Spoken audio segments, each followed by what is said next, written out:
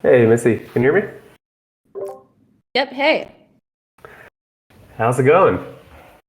Good. Can you bring up Herzoff and Tasia and Rob and Hash? Yes, Rob's up here. Hey, Rob. Hey, Tisha. Yes. What's up, lads? All right. Looking for Herzog. Martin Luther. Let's bring him up on stage. Both him and Rob changed their names to their avatars. I like it. Is that the trend? It looks like it might be. I think Hmm. that's fun. We should do that. Yeah.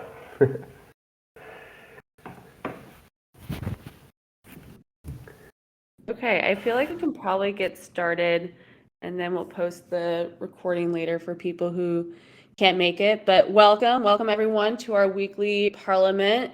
If you are new to our community, this is a time where we give updates and you can ask questions and we discuss the future of the Sapien Nation, the first digital nation in the metaverse. Right now, we're going through a really exciting time because we have our NFT Passport Sale going on right now. So I'm going to pass it off to Ankit to discuss what the NFT Passport is and then also provide updates on how the general sale is going. Sure. Thanks, Missy. And yeah, as we can see in our audience, there's already several people that have grabbed themselves a passport. But this is our sort of entry sort of tool into the protocol that we're launching at Sapien, the Tri protocol. And anyone with access to this passport will be one of the first people to access the protocol that we're building. Now, as you know, each of these NFTs contains a historical avatar, someone from the past that has inspired us, that we wish were alive today to spearhead this nation forward. And yeah, we've been getting some really, really amazing picks. People that are elevating historical figures. Just to read a few, I think we had Aristotle claimed yesterday, or maybe the day before yesterday, and Jim Morrison, Plotinus, Simon Bolivar, Srinivasa Ramanujan, Chanayaka, Arthur C. Clarke. So really getting some amazing picks, and I think this will continue. So the public sale again is available to all. You just have to hit our website and purchase a passport, and you can join our community. Yeah, That's it. Yep. Yeah, thanks, Ankit. And something that we're doing is a passport holders only channel. So if you purchase a passport and you change your profile picture in Discord to your avatar art and you DM me, then I will give you the passport holder role, and then you will have access to that channel and to chat in that channel. And something that's been really cool this past week is people are sharing their avatar art and why they chose their historical figure. So it's been a great time for people to tell their stories, but also lift up the stories of different heroes and legends throughout history. So if you have already purchased a passport and you haven't changed your Discord profile picture yet, go ahead and do that so that you can join the passport holders channel. And then if you haven't purchased a passport yet, definitely go do that too. Okay, and something else that we just started is a referral program. So if it is a financial barrier to you for purchasing the passport, you can participate in our referral program. I will drop some details about that just shortly in the Chamber of Sapiens. But basically, you create your own invite and then you invite your friends, family, people you think would be interested in the Sapien Nation. And if you are in the top of the leaderboard, top three, then you can receive a free NFT passport. Top three for the number of people you invite to our Discord. So again, this is a way that we're providing a way for people to receive a free NFT passport if you can't purchase one right now, because we want to make this accessible to everyone.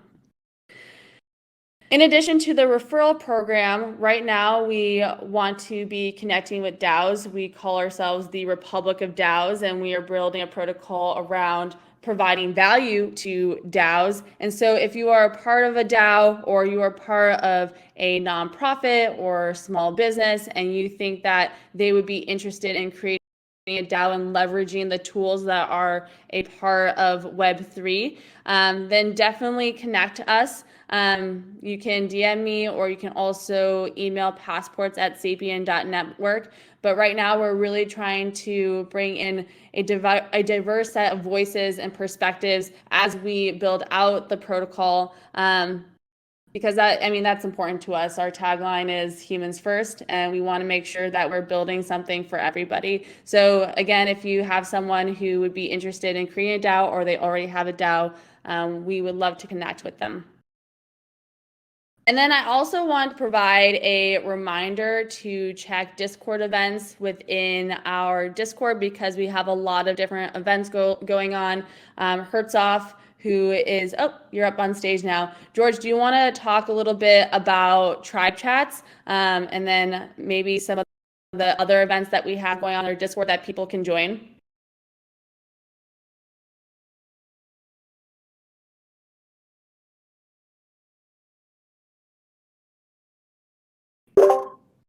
I don't think we can. Bro, I can't hear you. Yeah.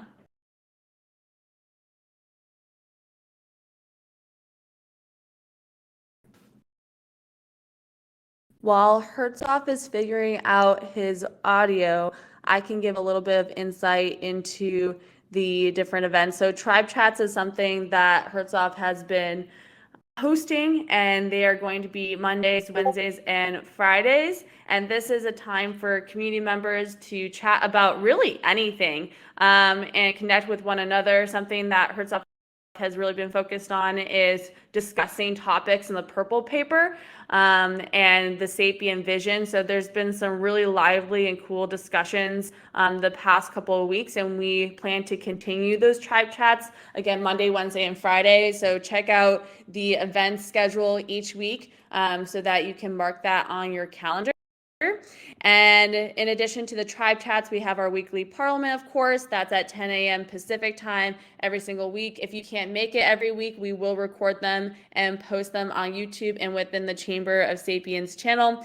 And then lastly, we do have Fireside Chats, and these happen most days. And we're going to try to be better about creating events within Discord, but you can also see what we have scheduled within our Twitter newsfeed. And we have, once a Twitter space has been completed, the recording is on Twitter too. And we've talked to some really cool people this past week. Hash, do you want to discuss a little bit about the awesome fireside chat that you had yesterday? Yeah, I definitely wanted to mention this because the fireside chats that we've been having just since we started them have been really, really incredible.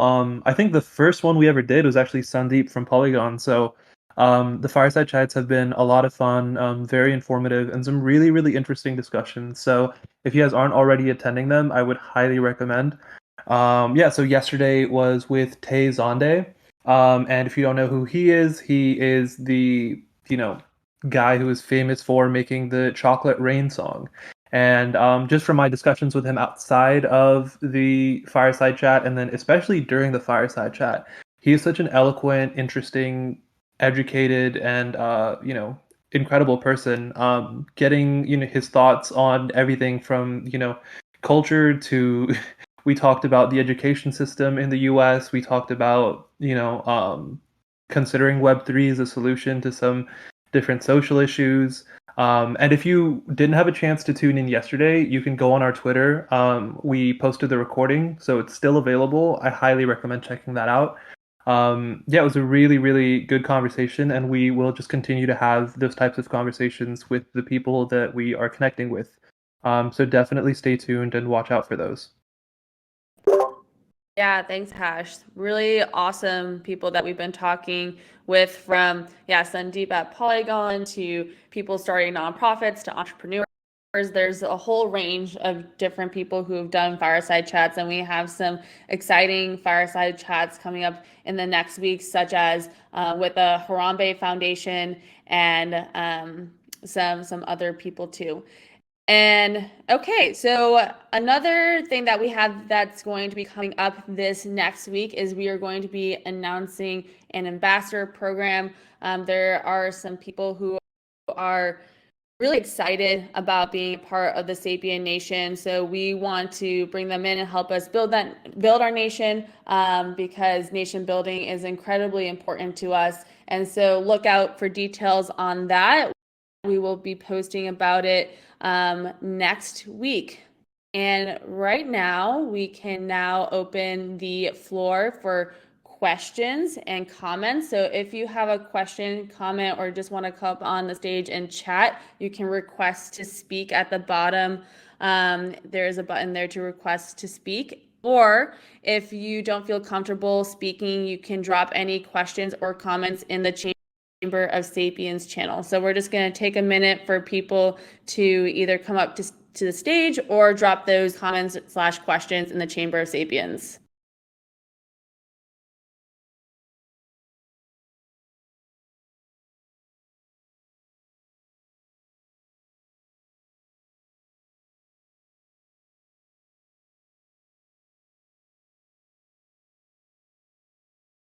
I know you guys have plans for your Friday.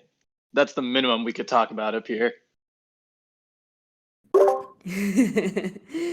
Yeah, we can definitely talk about that, Tasia. I think that now that I'm thinking about VJ, you were part of our Mongol NFT event the other day, which was really fun.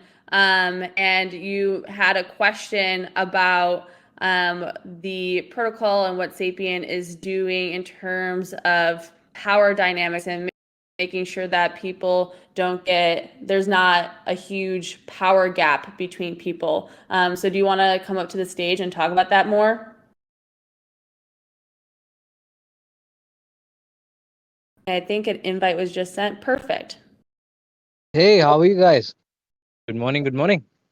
Hey, VJ, welcome. Right. So that was basically my question, right? So first I have to recall what the question was. Yeah. Right. So the thing that I basically asked was that during the time when monarchy existed all over the world, right? There were different revolutions that happened, and each of them basically overthrew their own monarchy. But then internally things got so corrupted with the people that there were multiple instances in places where people just felt like this civil war is much worse than what the monarchy was actually doing, right? So I mean, how now Web3 is also like in a position where we are here to overthrow the monarchism of Web2 and the companies that work within them, right?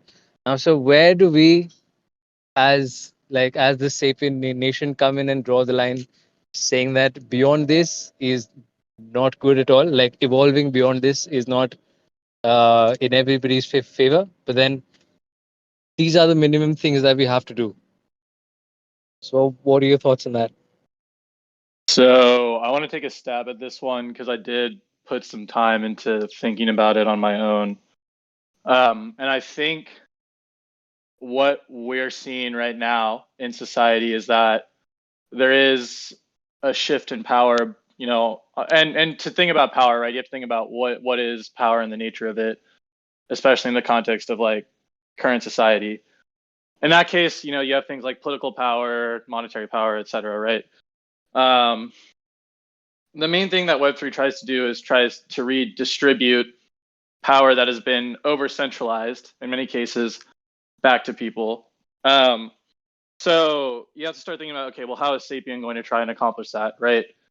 And that's where it's important to think about the types of and ways people can operate depending on the size of the group that they're in, right? Between each like different locality, different groups of people, they're all going to have different ways of how they want to govern themselves, how they want to produce value, et cetera, right? So the base thing is to give people the tools to enable that. And then you talk about, okay, well, how do you make sure that no one uses these tools to gather too much power in this system, right? And where do you draw the line, which is the heart of the question. And I think there are naturally going to be winners and losers in this system. it's almost inevitable when you have this market-driven system. The question is, are the losers, in this case, the people with maybe less power, how are they living, right? And are they still benefiting somewhat from the people who have accumulated power? And this also comes down to what's the culture you've established in the system, right? And a lot of other different types of things that, Rob, I think you'd love to talk about. Yeah, there's an important point there that I wanted to touch on around the accumulation of power and the tools that we're building. And I think there's sort of a fundamental difference with what we're enabling here in Web3, and in particular with the tribe treasury token, the economic primitives we're building in addition to the passport. And it's this openness, right? We've been saying that we're a republic of DAOs, right? And that is definitely the case and true, but we also want to open up that power to all of the communities that are going to be a part of this thing.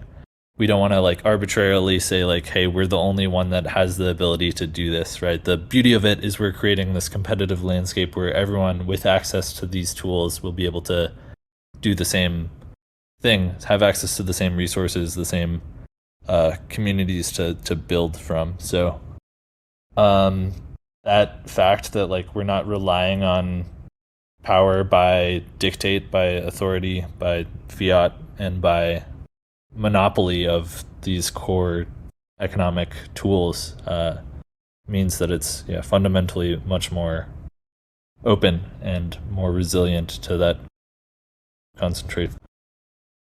To clarify this, we believe that we're putting everyone on a more equal playing field by giving them all the same tools, which is why it's important to decentralize things like minting and the Federal Reserve and all these tools that governments have access to, but people don't have access to.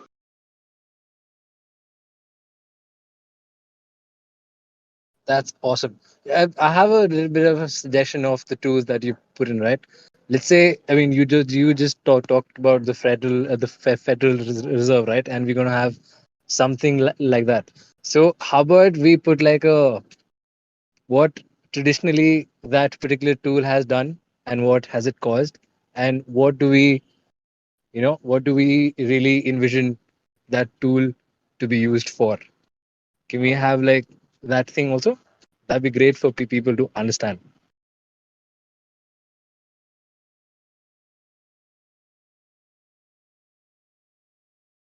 You're talking about like explaining the role of the Federal Reserve? No, I think he's asking how decentralizing it would benefit us compared to having it just in the hands of one entity. Is that right, VJ? I mean, it's sort of. I mean, my question was very vague. Firstly, right? My sincere apologies for that. So my thing was that when you create tools that which resemble the things that we have in the real world, which have not gone particularly well, and how well we intend to use them, right? So we can have like our visions for that particular tool, like in a box saying that we aim to uh, establish this with the tool. Or I can just frame the question better when I type it out. Yeah, that's a deep question. You're essentially asking for the outcomes of the tools that we're building, right? Like where do we arrive at? Yeah. Well, for me to shed some light on this, I'd have to kind of start again from your question and all the way from the beginning and kind of build off what Tasia and Rob said. But yeah, does it make sense to really go deeper into this? Is that you like? Yeah. Cool. I perfectly understand that. Okay. Cool. Thanks for having me here, guys. Yeah, of course. And yeah, I did also, just like Tasia, put in a few thoughts on your question that you asked, right? And I think that you're basically asking, after the revolution, right? After the monarchy is kicked out and everyone starts off on the same foot, And what happens as power sort of gets more centralized, and where do we draw the line?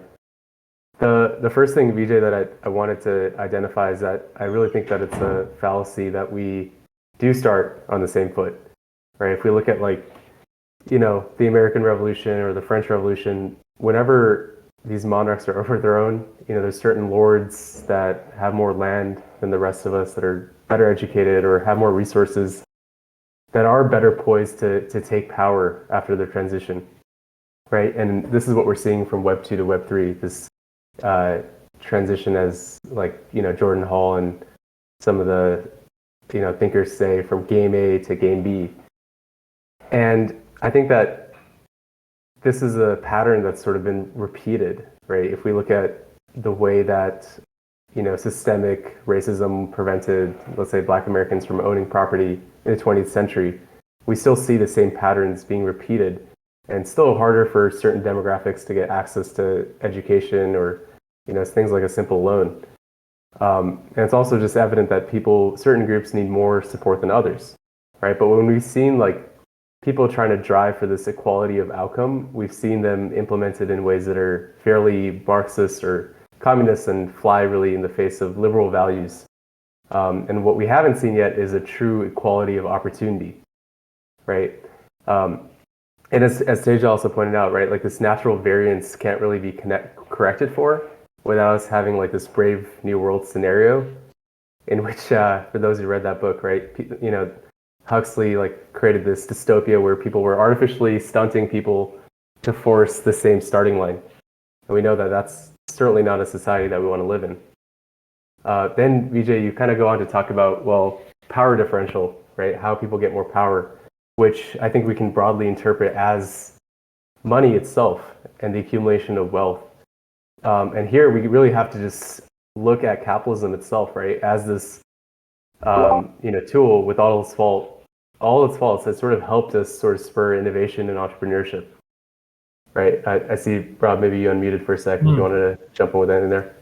Yeah, I think it's just right. We've been talking a little bit about what is the result of what we're doing, the economic tools that we're trying to create. And one way we've been looking at it is this idea of transforming social capital into economic capital, right? Because a lot of those communities that have been, underserved in the traditional economy still have incredibly networks of trust and value within their own communities, right? So one thing that I think we can end up doing with this is really breaking down the boundaries that are currently in place that limit capital investment in those communities, and really flipping the script, which is really the power of minting and control over your own currencies, rather than having to ask some external authority to, hey, give us money to help our community because we have a strong community. You can instead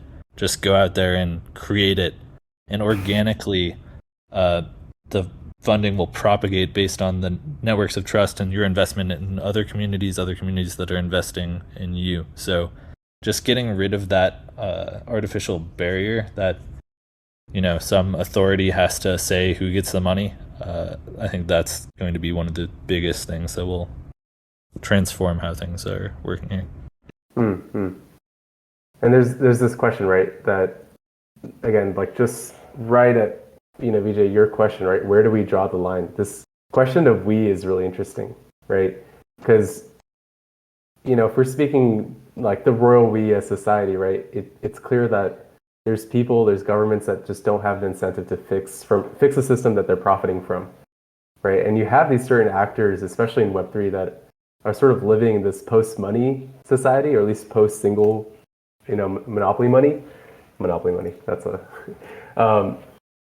And this is people like Vitalik Buterin, right? That have sort of made it in a way that they don't really need to rely on existing fiat to really live in this new world, right? But we still see the same hierarchies emerging, right? Even if you look at Bitcoin, if you're an early adopter, you're gonna reap more benefits there, right? And you end up shilling your bags onto others. And what Rob, I think really just to emphasize this point, right, that there's not going to be a single line, right? In this like pluralistic society where there's different communities that are leveraging their social capital to affect real world change, there's going to be multiple communities drawing lines, and through social consensus, we can work on elevating the right people to the positions of power, right? That's what I think, my sort of full answer would be, right? And essentially, what are the tools to enable that? That's what, minting your own currency means, being able to have that power and delegate that power to the right people. Yeah, perfect. Thank you so much. I mean, it was great to have heard all of your inputs. I really like everybody's chain of thought here. Really nice. Thank you so much. Yeah, thank you, VJ, for the awesome question. We also have a question from Joe Kondo in the general discussion. Is there any plan to implement a mint function to allow creators to eventually mint their content into NFTs in case they want to monetize it? I saw a competitive platform pushing for a similar function, and I think from a content creation point of view, it can be really attractive, especially because onboarding creators will bring their following as well.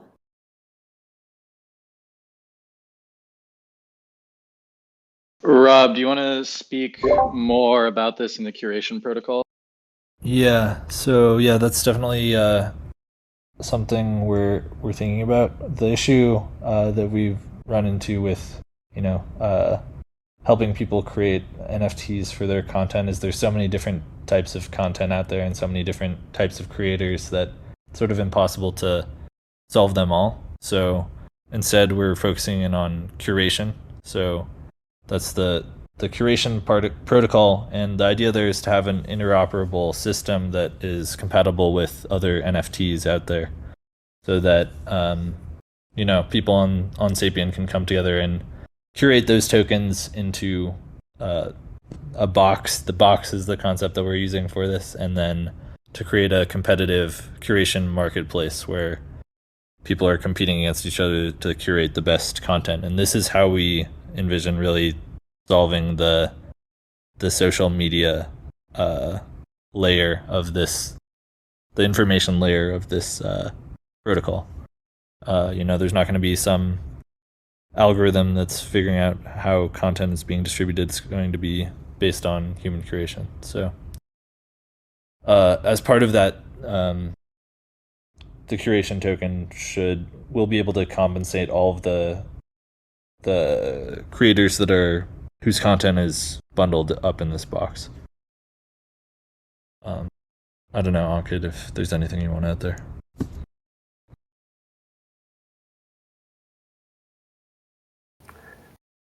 I think you covered it, Rob.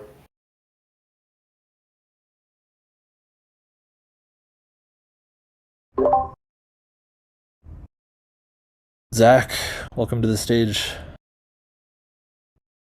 Thank you. Glad to be here. Glad to be part of this community. I was going to hop in on the subject of power earlier, but we've moved on from that, so that's all good. Would still love to hear your thoughts on that, Zach. Yeah, I would too. Okay. Well, first, I want to congratulate you on being aware of the dangers of communist and Marxist ideology and not falling for the sort of linguistic tricks, such as the whole equality of outcome concept. But in terms of power, I felt that VJ's question was coming from a perspective of concern. It's like, how do we stop something terrible from happening due to the centralization and accumulation of power? And to that, I would say that on a grand scale, power is largely cyclical, but also that in order to collectively watchdog the acquisition of power, we would have to establish a rather tyrannical structure.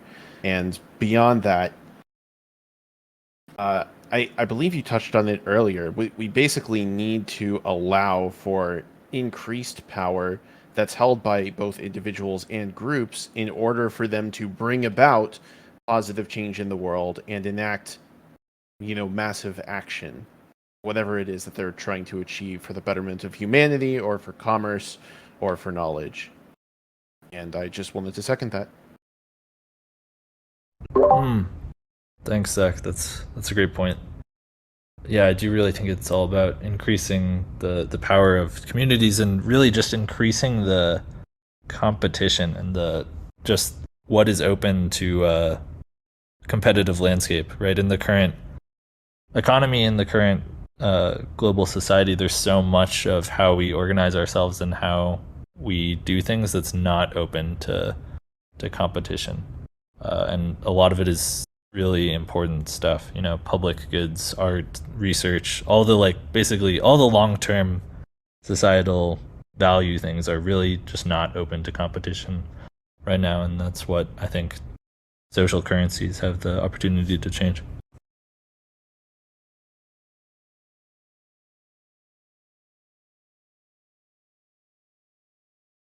Yeah, a big part too is just the centralized watchdog. I think that's a interesting concept, and I think a lot of people are trying to solve that from an incentives perspective and a systems design perspective.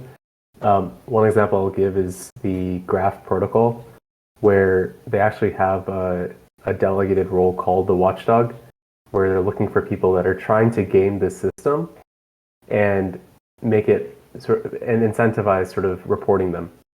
Now, I don't know if that's the right solution, but I think it's almost a decentralized version of the watchdogs that would be sort of roaming and almost like for bounty, looking for people that are trying to abuse their power.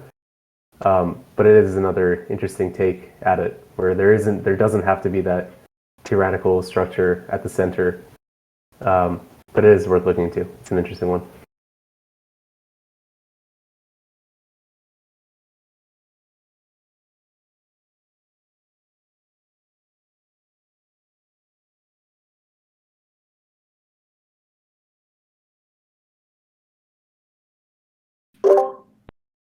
Lammy, we just sent you a request to come up to the stage.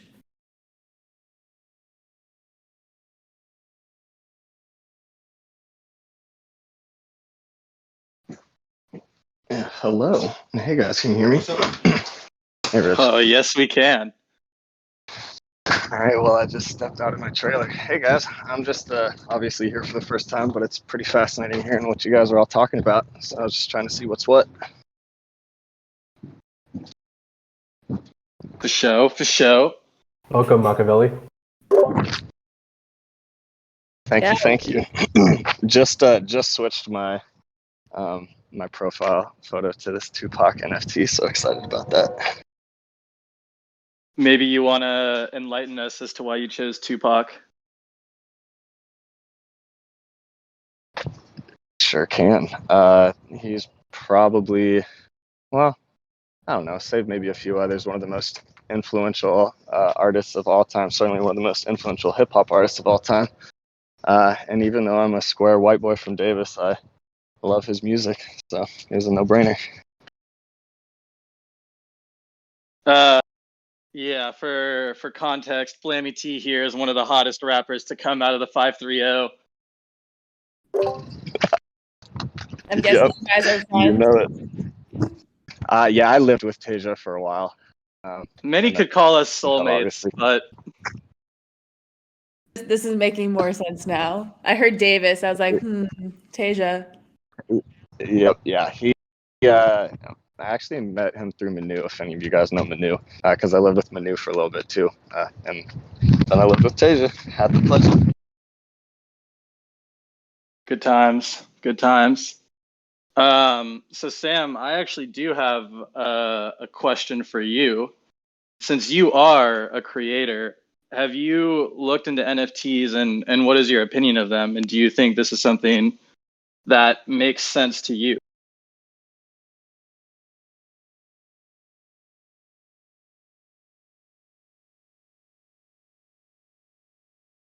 He ran away. That's sad. We lost him. I think that's Damn. Oh, he's back. I want to bring him up to the stage. Why you always running? Sorry, I just lost connection. Were you in the middle of a question or something? Yeah, I was asking about your opinion on NFTs and their ability to help musicians and potentially like independent musicians. Since I feel like you have a cursory understanding of the concept at the very least. So curious to hear your thoughts. I would say cursory is accurate, but I do know that it's something that, especially it seems like in the hip hop industry and at least in the NBA, has become huge in the last like year. So I'm sure that it's legitimate enough for them to be on board with it because they don't necessarily need to add that to. They've already got a platform, so.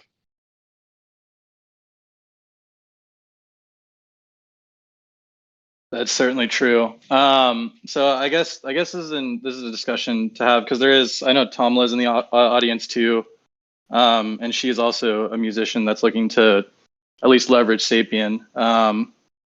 So I think this is a good segue into discussing how the protocol could potentially help creators. So Rob, do you want to talk about how like curation of different mediums is important to community building and how this can actually be leveraged to empower individual creators? Yeah, sure. So I was talking about that a little bit earlier. So what we're doing with curation, right, is creating this sort of primitive. The idea is like a box, right? But that box can sort of be anything. It can be a playlist. Like, for example, it could be a newspaper. It can really be anything. And the idea with what we're doing is creating a competitive marketplace where communities are competing to curate the best content among each other and then offering that to their audiences. And I think that competitive dynamic will be really key there. The other important thing is by doing it in this way, we're able to, get access to economies of scale. So when it's a community subscribing to a creator, they can buy many subscriptions at once. And ultimately, by managing the supply demand curve there, I think it'll be a better situation for the creators. The creators will end up getting more of their content purchased, more subscriptions. So to Awesome. give you an example of how this might be cool, Sam, you know how you used to throw together like playlists for when people came over?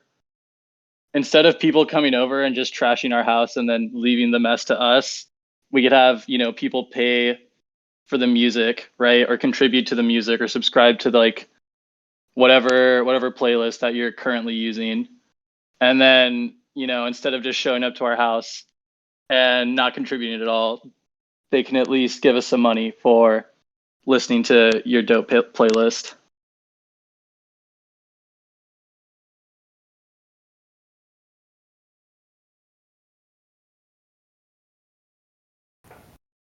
Yeah, another way to think about it, which has been making sense to me, is that the curation model that Rob, you just spoke to is really what enables the expression, appreciation, and scalability of culture itself, right? Because we are taking back the power from the algorithms, putting it back into people and communities' hands. Then from there, it's their prerogative, like, what NFTs they're sourcing and putting into these boxes. And of course, this is going to be multimedia compatible. So it could be anything from like a blog post that's gated by a token to a podcast or a video. I think that's really exciting, right? Because now this, can just be traded in this like digital bazaar, and communities can collectively come together and decide what they value. And it's scalable, right? Because you can leverage these economies of scale because you can use sort of collective purchasing power to implement things like bulk discounts, right? So it's a way that the creator at the end of the day is going to be fairly compensated for their contribution, in a proportional way. And I know, Zach, you're a little bit worried about the Marxist terminology here, but at the end of the day, we do want to go towards a system where people are being rewarded more fairly for what they're producing and contributing, without it being full-blown sort of without all the the downsides of a lack of incentives that is introduced by like Marxist ideologies, right? So the free market mechanism that Rob spoke to, paired with this ability to very closely map your contributions to your rewards, that's what is the sort of secret sauce to this thing, right? That's what allows it to scale and like doesn't devolve into like just some weird Marxist thing.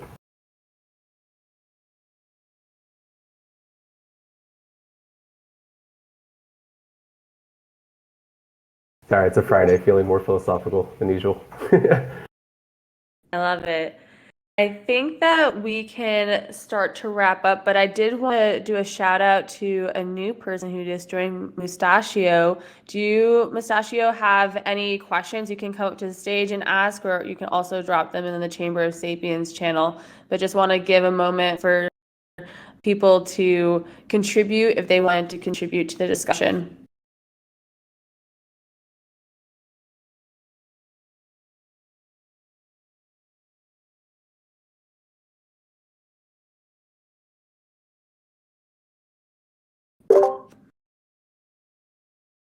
Okay, well, we have some exciting things planned for today. We have a fireside chat later today, and also a tribe chats with Herzog leading that, or I guess Martin Luther. And as we mentioned at the beginning of Parliament, we are running a referral contest where people can win a free NFT passport if it's a financial barrier for you to purchase a passport right now. And if you have purchased a passport, change your profile picture to your avatar within Discord. And once you do, DM me and I will give you the passport holder role so that you have access to the passport holders channel. And then you can share your avatar art and also why you chose your historical figure. It's just been a really great way for people to highlight their own stories, but also heroes and legends throughout history, their stories too. So with that, I think that we're going to wrap up for today, and we will see everyone next week or later today for the fireside chat and the tribe chats. Thanks, everyone. Thanks, everyone. Thanks, everybody. Thanks. Bye.